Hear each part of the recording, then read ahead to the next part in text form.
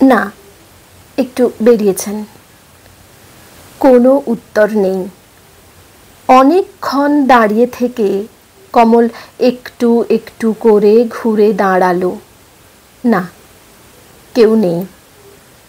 লোকটা জিজ্ঞাসা করেই বোধহয় চলে গেছে। এমনও হতে পারে কমলের বিব্রত অবস্থা দেখেই বোধহয় আর দাঁড়ায়নি। কমল দরজা বন্ধ করে নিজের জায়গায় ফিরে এলো। প্রায় সঙ্গে সঙ্গেই দরজায় করাঘাত। কণ্ঠ শোনা গেল, দরজা খোলো, শুনছো? শেখরের গলা। কমল তাড়াতাড়ি দরজা খুলে দিল। শেখর ঘরের মধ্যে ঢুকলো, হাতে মোড়ক। একটু আগেই যা কাণ্ড হলো। কি ব্যাপার? গন্ধ শুকে শুকে বিশু চক্রবর্তী এসে হাজির নাকি? না না, একটু আগে দরজায় শব্দ হতে খুলেই দেখি এক ভদ্রলোক দাঁড়িয়ে তোমার নাম করে ডাকছিল। কে? যাত্রা দলের কেউ? কিন্তু এখন তো ডাকবার কথা নয়। কিরকম দেখতে? আমি কি আর ভালো করে দেখেছি? আমার পরনে ভিজে শাড়ি, লজ্জায় আমি সামনে দাঁড়াতেই পারছি না। ভিজে শাড়ির কথায় শেখরের খেয়াল হলো। তুমি শাড়িটা বদলে নাও আগে, আমি বাইরে গিয়ে দাঁড়াচ্ছি। শেখর বাইরে চলে গেল। যখন আবার সে ফিরে এলো তখন কমলের শাড়ি পরা, চুল আঁচড়ানো শেষ। হ্যাঁ, কিরকম দেখতে লোকটাকে? একটু বেঁটে আর কালো, এইটুকুই তো দেখতে পেলাম। ও, বুঝেছি, রমেনদা। রমেনদাই হবে। রমেনদা আবার কি? মাসিমার ছেলে, ওপরের মাসিমার। বড় ভালো লোক। আর কোনো কথা হলো না। একটু পরে শেখর বলল, তুমি বসো, আমি একবার রমেনদার সঙ্গে দেখা করে আসি। শেখর ওপরে চলে গেল। কমল জানালার কাছে দাঁড়িয়েছিল। রাত হয়েছে, এখনও রাস্তায় লোক চলাচলের কমতি নেই। গায়ে এমন সময় গভীর রাত। পিছনে খুট করে শব্দ হতে কমল ফিরে দাঁড়ালো। দরজার কাছে ওপরে স্থূল কায়া বউটি দাঁড়িয়েছে। আসবো ভাই? আসুন, আসুন না। কমল দরজার দিকে এগিয়ে গেল। বউটি এসে খাটের ওপর বসলো। কমলও বসলো পাশে। আমাদের কর্তারা গল্প করছে বসে। ভাবলাম তুমি একলা রয়েছ, তাই নেমে এলাম। ভালোই করেছেন। নমস্কার বন্ধুরা, আমি প্রিয়াঙ্কা। বং লাইট অফ লাইফে আপনাদের সবাইকে স্বাগত। আপনারা এখন শুনছেন সুনীল গঙ্গোপাধ্যায়ের লেখা নষ্ট মেয়ে। গল্পের পরবর্তী অংশে যাওয়ার আগে আপনাদের কাছে আমার বিনীত নিবেদন, গল্পটি ভালো লাগলে একটি লাইক দিয়ে যান, পারলে শেয়ার করুন, এবং যারা এখনও আমার চ্যানেলটিকে সাবস্ক্রাইব করেননি তারা দয়া করে চ্যানেলটি সাবস্ক্রাইব করে আমার পাশে থাকুন। আপনাদের একটি লাইক, শেয়ার এবং সাবস্ক্রাইব আমাকে অনেক বেশি উৎসাহিত করবে ভালো ভালো গল্প উপস্থাপন করার জন্য। শুনতে থাকুন গল্পের পরবর্তী অংশ। আচ্ছা ভাই, তুমি শেখর ঠাকুরপোর পার্ট দেখেছ? কমল কিছু বলল না, মুচকি হাসল। কি উত্তর দাও, শুধু হাসলে চলবে না। কমল একটু ভেবে নিয়ে বলল, যাত্রা শুনিনি, তবে বাসর ঘরে পার্ট শুনেছি। নিজের অভিনয় ক্ষমতায় কমল নিজেই চমৎকৃত হয়ে গেল। আহা হা, শেখর ঠাকুরপো আমাদের চাঁদ সদাগরের পার্ট দেখিয়েছিল, কি চমৎকার যে করেছিল। দরজার কাছে কাশির শব্দ হতেই কমল চমকে উঠল। বউটি মুখ ফিরিয়েই হেসে উঠল। বাবা, শেখর ঠাকুরপো বউ ছেড়ে যে এক তিল থাকতে পারে না। শেখর ঘরের মধ্যে পা রাখতে রাখতে বলল, আমার কথা কি যেন হচ্ছিল? তোমার পার্টের প্রশংসা করছিলাম। বউকে পার্ট দেখাবে তো? পার্ট দেখানো? একেবারে যাত্রায় নামিয়ে দেব নারীর সাজে। কি অসভ্য! কমল ঘোমটার আড়ালে মাথা নাড়ল। কি আশ্চর্য, ওর নিজেরই মনে হচ্ছে শেখরের সঙ্গেই যেন ওর বিয়ে হয়েছে। সে নতুন স্বামীর ঘর করতে এসেছে। শেখরের সঙ্গে পালিয়ে এসেছে অন্য একটা মানুষের সংসার ছেড়ে, তা যেন মনেই হচ্ছে না। চলো ওপরে, মাসিমা খেতে ডাকছে। আমি চলি ভাই, মাকে একটু সাহায্য করি গে, তোমরা এসো। বউটি উঠে পড়ল। বউটি চলে যেতে শেখর কমলের পাশে এসে দাঁড়ালো। শোনো, খুব সাবধান, তোমাকে মাসিমা হয়তো কিছু প্রশ্ন করবে। কমল ভয় পেল। কি আবার প্রশ্ন? মারাত্মক কিছু নয়, এই বাপের বাড়ি কোথায়, বাপের নাম কি, ক ভাই বোন, এই মামুলি প্রশ্ন। আমি কি বলবো? সত্যি কথাই বলো, মিথ্যা কথা বলার অনেক মুশকিল। কখন কি বলেছ হয়তো মনে থাকবে না, গন্ডগোল হয়ে যাবে। তাতে কোনো ক্ষতি হবে না তো? কি আর ক্ষতি হবে, কে যাচ্ছে যাচাই করতে। ঠিক আছে। হালকা প্রসাধন সেরে কমল উপরে উঠে এলো শেখরের সঙ্গে। মনে হলো সবাই যেন ওদের জন্যই অপেক্ষা করছিল। মাসিমা বলল, এসো এসো, তোমরা দুজনে ক্লান্ত, আজ আর বেশি রাত করো না, কেমন? একসঙ্গে তিনজন খেতে বসলো, কমল, শেখর আর রমেন। রমেন আর শেখর পাশাপাশি, কমল একটু দূরে।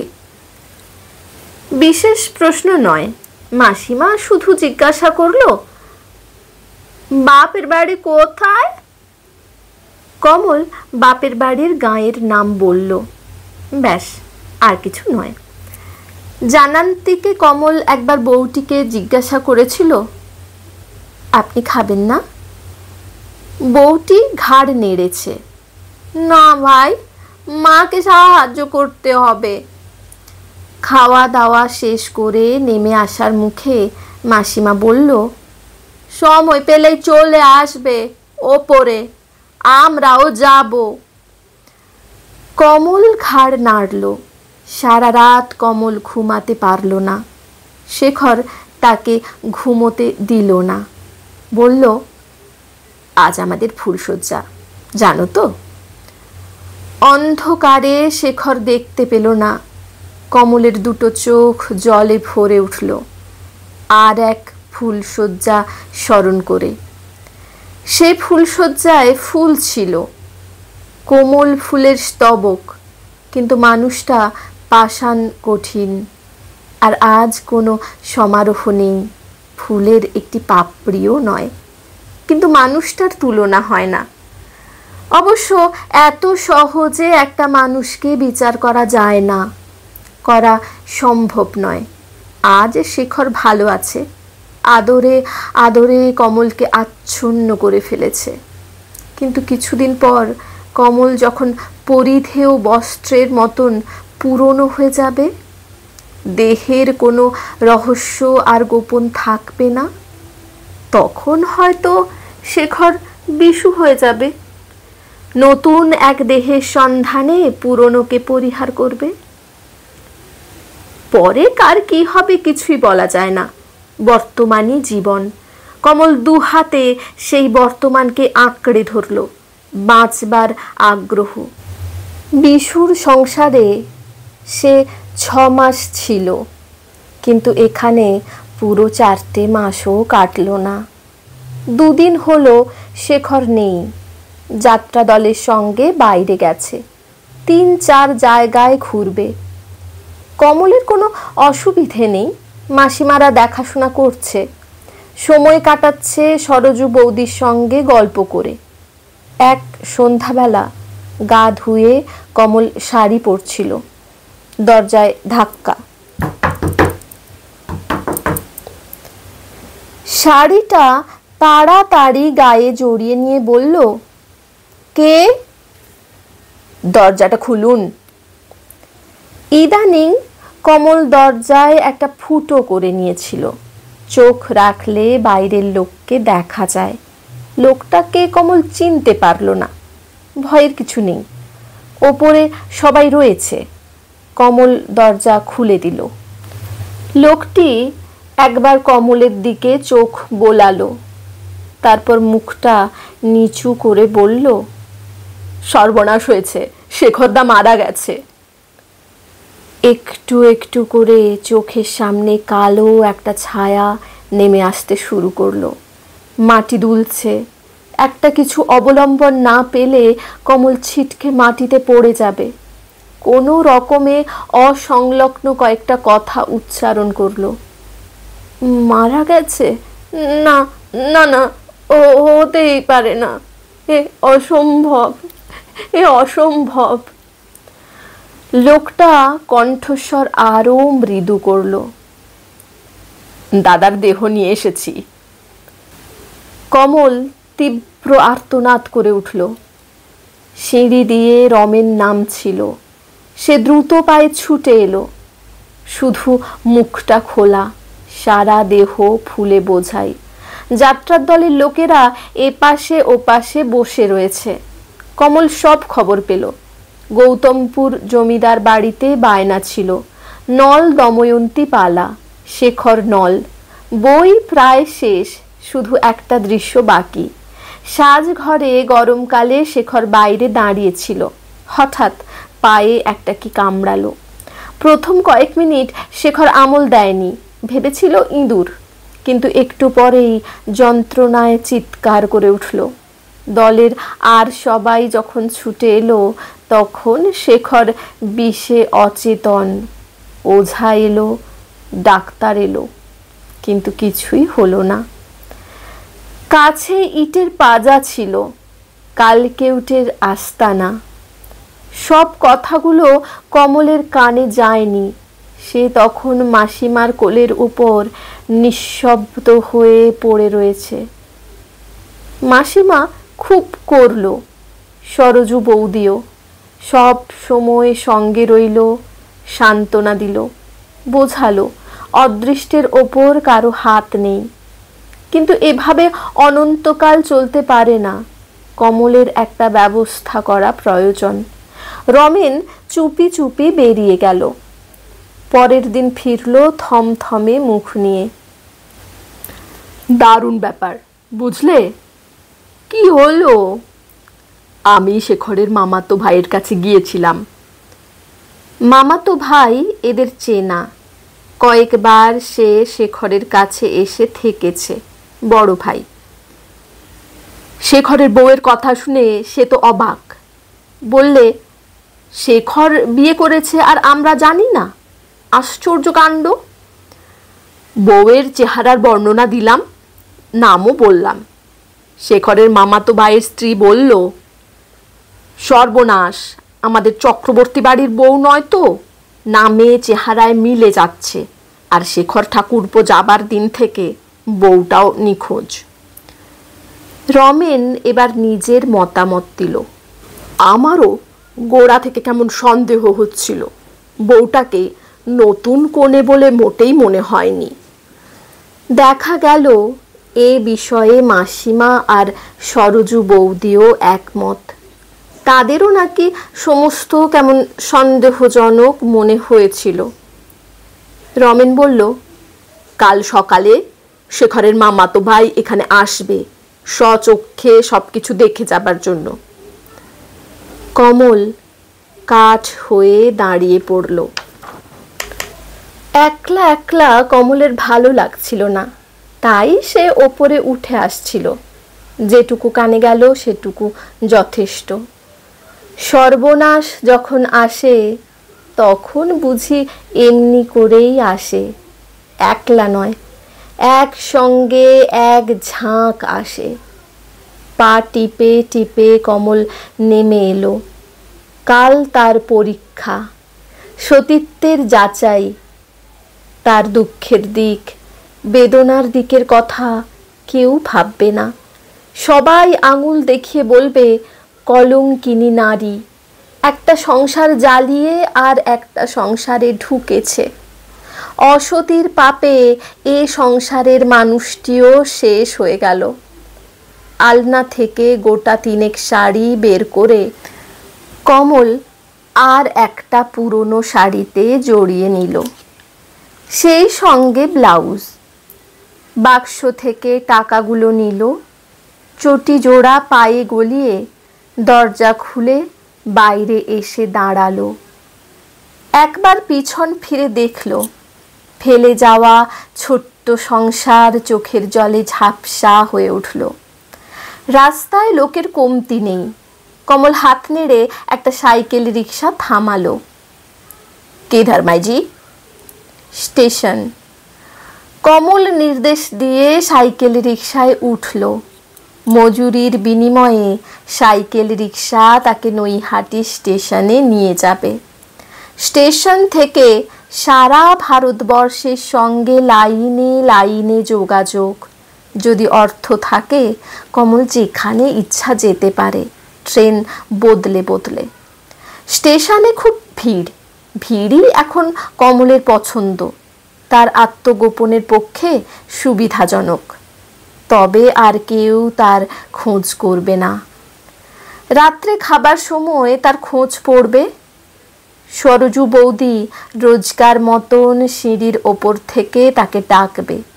উত্তর না পেলে হয়তো একতলায় নেমে আসবে, কিংবা আজ সম্ভবত ডাকবেই না। কমল দ্বিচারিণীর সঙ্গে কোনো ভদ্র পরিবার সম্পর্ক রাখতে চায় না। তারপর কাল শেখরের আত্মীয় এসে দেখবে ঘর খালি, তার অনুমানের উত্তর পেয়ে যাবে।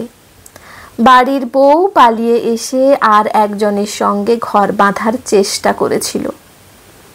সামনে একটা ট্রেন দাঁড়িয়ে, ভাব দেখে মনে হচ্ছে এখনই ছাড়বে। কমল টাকা বের করে টিকিট ঘরের সামনে গিয়ে দাঁড়ালো। কোথায়? শিয়ালদা। কিছু না ভেবেই কমল যন্ত্রচালিতের মতন উত্তর দিল। টিকিট নিয়ে কমল ট্রেনে চেপে বসল। মহিলাদের কামরায় নয়, কারণ তাদের কৌতূহল বেশি। পুরুষদের কামরায় এ ঝামেলা নেই। ট্রেন ছাড়বার একটু আগে এক পুরোহিত এসে উঠল, বসল কমলের পাশে, কারণ তাছাড়া আর জায়গা ছিল না। গায়ে নামাবলি, কপালে ফোঁটা, শিখাতে ফুল বাঁধা। ট্রেন চলতে আরম্ভ করলে পুরোহিত একটু ঝুঁকে পড়ে প্রশ্ন করল, মা জননীর কতদূর যাওয়া হবে? একটু ইতস্তত করে কমল উত্তর দিল, শিয়ালদা। মানে কলকাতা? কমল ঘাড় নাড়ল। কিছুক্ষণ চুপচাপ। জানালায় মাথা রেখে কমল বাইরের দিকে চোখ রেখে বসে রইল। দৃশ্যপট দ্রুত রূপান্তরিত হচ্ছে। স্টেশনের পর স্টেশন আসছে, আবার মিলিয়েও যাচ্ছে। কমলের দৃষ্টি এসব ছাড়িয়ে অনেক দূরে। কোষ্ঠী পাথরে ঘষে ঘষে সে বুঝি নিজের ভাগ্য পরীক্ষা করছে। সুখ তার কাছে শুধু সুখের ছলনা। অবশ্য একটা শক্তি চাবুক হাতে করে তাকে তাড়িয়ে নিয়ে বেড়াচ্ছে। যতবার সে শান্তির খোঁজে ছায়ার আশ্রয়ে এসে দাঁড়াচ্ছে, ততবার চাবুকের আঘাতে তাকে বের করে দিচ্ছে পথে, এক মুহূর্ত বিশ্রাম করতে দিচ্ছে না। কলকাতায় কোথায় যাবে মা জননী? পুরোহিত বোধহয় আগেও একবার প্রশ্নটা করেছিল, কমলের কানে যায়নি। সে অন্যমনস্ক ছিল। তার উপর ফেরিওয়ালার চিৎকার। কিছু বলছেন? বলছি, কোথায় যাবে? কলকাতার কিছুই কমলের জানা নেই। কোনোদিন সে আসেও নি।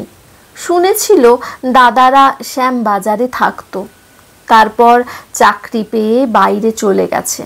সেইটা মনে করে সে বলল, শ্যামবাজার। তাতেও প্রশ্নের শেষ নেই। দিনকাল খারাপ, রাতের বেলা একলা যাচ্ছ মা? এর আগে তো মিথ্যা কৈফিয়ত কমলকে দিতে হয়েছে। তাছাড়া অভিনেতা শেখরের সঙ্গে ঘর করে তার একটা শক্তিও বুঝি এসে গেছে। কমল বলল, বাবার অসুখ, তাই দেখতে যাচ্ছি।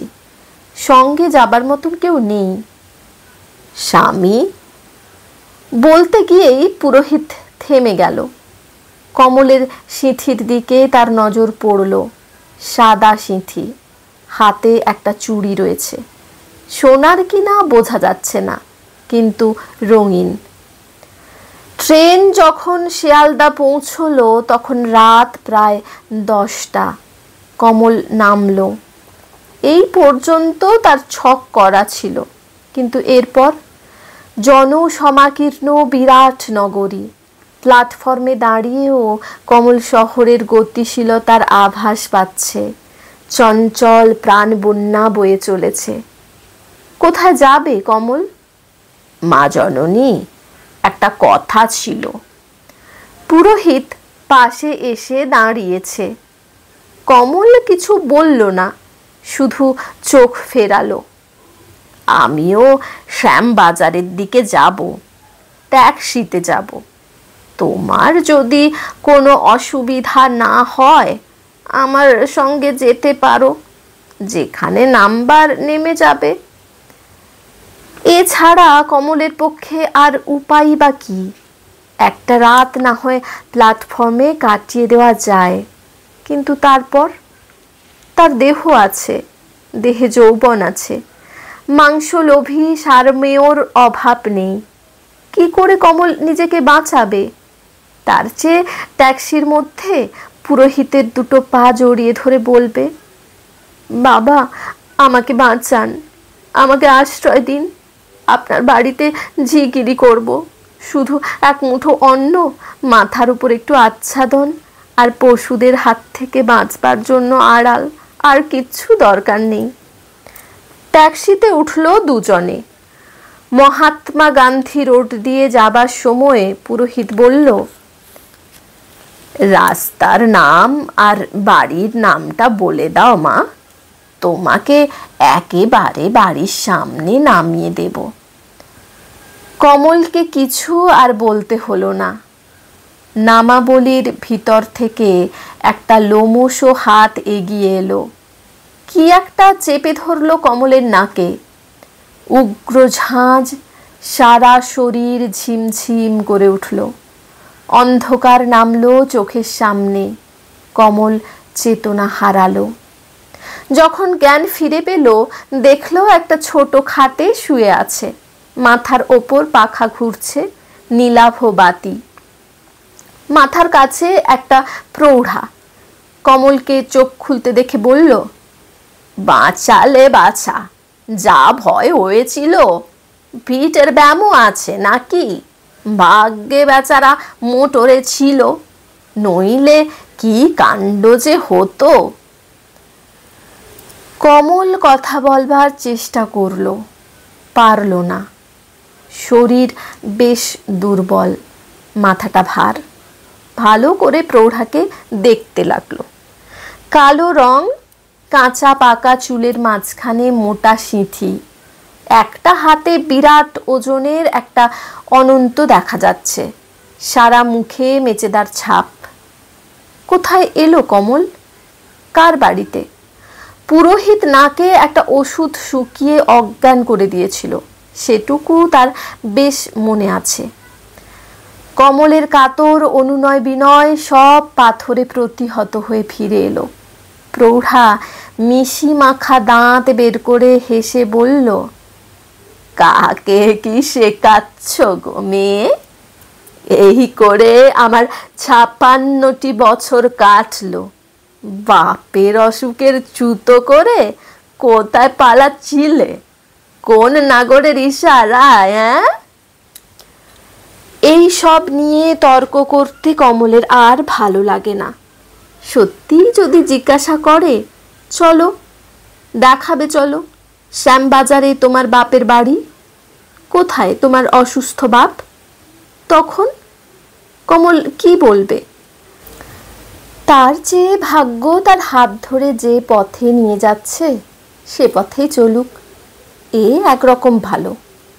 সতীত্বের অপরিসর সড়ক ধরে চলতে হবে না, কোনো দিন আর সিঁদুর মোছার প্রয়োজন নেই। অনন্ত সধবা, প্রতি রাতের শয্যায় ফুলশয্যা, প্রতি রাতেই নতুন জীবন, নতুন পুরুষ। অন্য সকলের মতন কমলও তো ঘর পাততে চেয়েছিল, গৃহস্থ বধূর জীবন যাপন করতে চেয়েছিল, কিন্তু পুরুষ তাকে পথের ধুলায় নিক্ষেপ করেছে। সেই জন্যই আজকাল পুরুষের জীবন নষ্ট করতে, তার সংসার ভাঙতে বদ্ধপরিকর কমল। নিজের দেহ ছড়িয়ে ছিটিয়ে দেবে পথের মাঝখানে, কামুক সারমেয়র ভোজ্য হিসেবে। তাদের সংসারে, তাদের জীবনে আগুন জ্বলে উঠুক, এইটুকুই কমলের সান্ত্বনা। সঙ্গিনী জুটে গেল, এক বাড়িরই সবাই, সুখী, নীরজা, আলতা, মাধুরী, পদ্মা আরও ছিল। অবস্থা ভালো হতে কেউ বনেদি পাড়ায় উঠে গেছে, আবার ভাগ্য বিপর্যয়ে কেউ কেউ পথের ওপর এসে দাঁড়িয়েছে। কমলদের পথের ওপর দাঁড়াতে হলো না ঝড় বৃষ্টি মাথায় করে। তারা সবাই ভিতরের বারান্দায় দাঁড়ালো। খদ্দের আনবার লোক আছে, ভজহরি, বিপিন, খোনা নিমাই, ইয়াকুব, এরা সব বাবু ধরে নিয়ে আসে। কাছে এসে একবার যাচাই হয়। গ্যাসের আলো থাকলে অসুবিধা হয় না, কিন্তু কোনো কারণে গ্যাস নিভে গেলে দেশলাই জ্বালে। খুব মাতাল হয়ে যারা আসে তাদের একটা দেশলাইয়ের কাঠিতে কুলোয় না, 2-3টি কাঠি খরচ হয়। কাঁপা হাতে আলো জ্বালাতে দেরি হয়। নানা রকমের লোক আসে, নানা ঢঙের। পৃথিবী এত কুৎসিত এর আগে কমলের জানা ছিল না। সুখদা তাকে আশ্বাস দেয়, তোমার আর ভাবনা কি ভাই, এমন চেহারা কোনো থিয়েটার কিংবা সিনেমার লোকের নজরে ঠিক পড়ে যাবে। তাহলে কি হবে? কমলের অজ্ঞতায় সুখদা বিস্মিত হয়, গালে একটা আঙুল ছুঁয়ে বলে, ও মা, কি হবে না তাই বলো, গাড়ি বাড়ি লোক লস্কর, 24 ঘন্টা লোকরা ক্যামেরা এনে ফটাফট ছবি তুলবে। সোমার যেমন হলো। সোমাকে? সোমা আমাদের এখানেই ছিল, তার নাম অবশ্য তখন ছিল কটা খেঁদি। গায়ের রংটা খুব ফর্সা, নাকটা শুধু একটু চ্যাপটা। থিয়েটারের এক বাবু চোখে পড়ে গেল, ব্যাস এখান থেকে থিয়েটারে নিয়ে গিয়ে তুললো। তারপর মাসখানেক বাদেই সিনেমায়। এখন টালিগঞ্জে ফ্ল্যাট কিনেছে, একটা মোটর। চেহারা চটক কি হয়েছে, চেনবারই উপায় নেই। তবে এখনও আমাদের বলেনি। আমি আর আলতা কালীঘাটে গিয়েছিলাম, সেখানে তার সঙ্গে দেখা। ছাড়লো না, টেনে মোটরে তুলে ফ্ল্যাটে নিয়ে গেল। সিনেমার নাম বুঝি সোমা দেবী। এক পেট খাওয়ালো, মোটরে আমাদের পৌঁছে দিয়ে গেল। একেই বলে বরাত। কমল চুপ করে সব শুনল। কমলের কথা এরা শুনেছে, সুখদা, আলতা, নীরজা সবাই। ওদের অনেকের ইতিহাসও প্রায় একই ধরনের। দু একজনের অবশ্য পাঁকেই জন্ম। নানা রকমের লোক আসে। ওরই মধ্যে একজনের কথা কমলের বিশেষ করে মনে পড়ে। একেবারে ছেলে মানুষ নয়, আধা বয়সী। দেখলে পরে মনে হয় বড় ঘরের। সোনার বোতাম, হীরার আংটি, পোশাকের জাঁক চমকও খুব। আসে কিন্তু কমলকে ছোঁয় না। মদের বোতল নিয়ে কার্পেটের ওপর বসে। দু এক চুমুক দিয়েই বলে, জানো কমল, আমার জীবনে সুখ নেই। এত টাকা উপায় করলে কি হবে, সংসারে একটু শান্তি নেই। কমল কিছু বলে না, কোনো প্রশ্ন করে না, চুপচাপ পাশে বসে থাকে। লোকটাই বলে যায়, দজ্জাল পরিবার, বুঝলে, একেবারে রণচণ্ডী। তাই তোমার কাছে সময়টা কাটিয়ে যাই। কি ইচ্ছা করে জানো, ময়দানের মাঝখানে দাঁড়িয়ে বুক চাপড়ে হু হু করে কাঁদি, কিন্তু তা তো সম্ভব নয়। তাই জ্বালা জুড়াতে তোমার কাছে আসি। লোকটা এক টানা 6 মাস এসেছিল। হঠাৎ একদিন আসা বন্ধ করল। এ পথে হৃদয় সবচেয়ে বড় বাধা, মায়া মমতা সবচেয়ে বড় অন্তরায়। যে ভালোবাসে সে মরে। আরেকজন আসতো, সিনেমার লোক। হোমরা চোমরা কেউ নয়, বেহালা বাজাতো। তবে দু একজন পরিচালকের সঙ্গে চেনা জানা ছিল। তাকে একদিন কমল বলল, আমাকে সিনেমায় একটা সুযোগ দিন না। লোকটা বেহালা নিয়েই আসতো। থুতনিতে বেহালা চেপে আস্তে আস্তে ছড় টানত, করুণ বিষণ্ণ সুর।